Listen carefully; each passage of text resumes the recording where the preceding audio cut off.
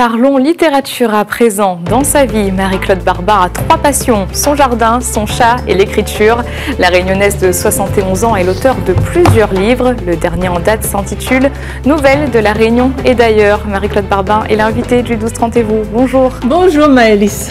Merci d'être avec nous. Alors, ce nouveau livre, vous l'avez emmené, il est écrit en français et en créole, comme ça, tout le monde y peut en profiter. Tout le monde y peut. Oui, parce que moi, j'ai commencé à écrire en créole, en utilisant les écrits de base, quoi, hein, sans le W, parce que le W n'y arrive pas. Hein.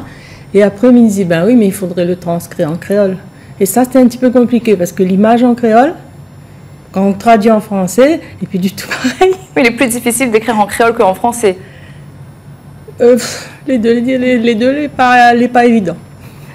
Dans cet ouvrage, il y a plusieurs petites nouvelles, avec un point commun, la Réunion.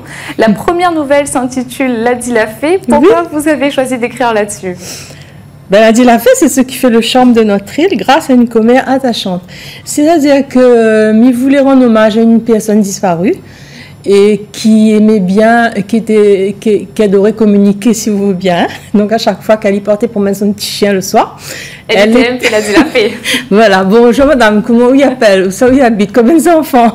Mais c'était pas méchant, c'était juste qu'elle adorait, elle avait besoin de savoir et j'ai trouvé que ça, elle était vraiment attachante. Donc c'est un hommage à une personne disparue. Et justement, l'inspiration, vous la puisez toujours dans votre vécu, expliquez-nous. Ah, toujours. Je pars toujours de faits réels. Disons que je suis plutôt une chroniqueuse, quelqu'un qui observe et qui, voilà, à partir d'une scène, je vais vous écrire une chronique, un petit billet que j'envoie souvent soit à la presse nationale ici et où je publie, quoi. Mais je suis plutôt une chroniqueuse et une essayiste parce que j'ai écrit un essai sur la violence. Quand les moments que la violence explose, c'est à partir de mon expérience professionnelle. Et puis, ben voilà. Voilà, c'était un thème qui vous tenait à cœur. Oui, parce que j'ai travaillé toute ma vie avec les enfants en difficulté dans les écoles. Et après, j'étais à la Rive, l'antenne réunionnaise de l'Institut de victimologie, où je travaillais avec les femmes victimes de violences. Et puis, disons, c'est mon champ de compétences, parce que j'ai un diplôme de psychologue clinicienne, qui fait que quand j'écris un livre, souvent, par exemple, je vais écrire sur le cancer, je vais le documenter, je vais analyser. Oui, c'est le cancer du sein, vous avez écrit sur cette thématique. Oui. Là aussi, c'est un thème qui vous tenait à cœur, vous, personnellement.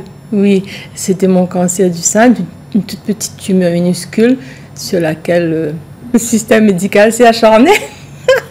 Donc, j'ai poussé un coup de gueule dans mon livre contre le système de soins, mais bon, apparemment, il paraît que je suis guérie. Tant mieux, on est content pour vous, voilà. On est heureux, ravis. Oui. Vous en parlez aujourd'hui avec le sourire, ça veut dire que écrire, ça vous permet aussi de vous libérer de tout ça? Oui.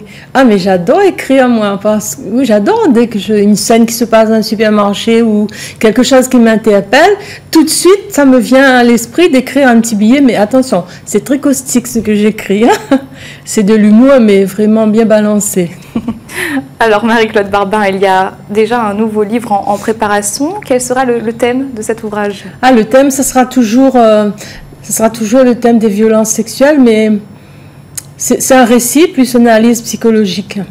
C'est-à-dire, par exemple, aujourd'hui, on veut savoir pourquoi un enfant ne parle pas, pourquoi une femme victime de violence, elle va attendre des années, pourquoi on ne la croit pas. Donc tout ça, je me suis calquée sur les travaux d'une psychiatre qui est spécialisée dans le psychotraumatisme.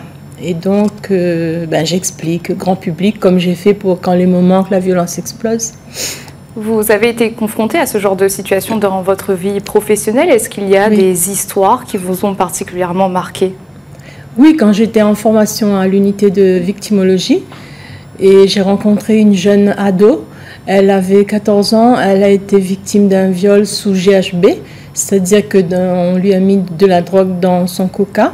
Elle était enceinte et elle ne savait pas et elle est arrivée à l'hôpital. Malheureusement, il a fallu faire un avortement thérapeutique. Et on a été obligé de faire un signalement auprès du procureur et c'était vraiment une enfant, quoi. Elle ne comprenait pas ce qui se passait, quoi. Et ça, je pense que je ne l'oublierai jamais. C'est votre vécu à travers vos livres. Merci Marie-Claude Barbin d'avoir accepté notre invitation. Merci.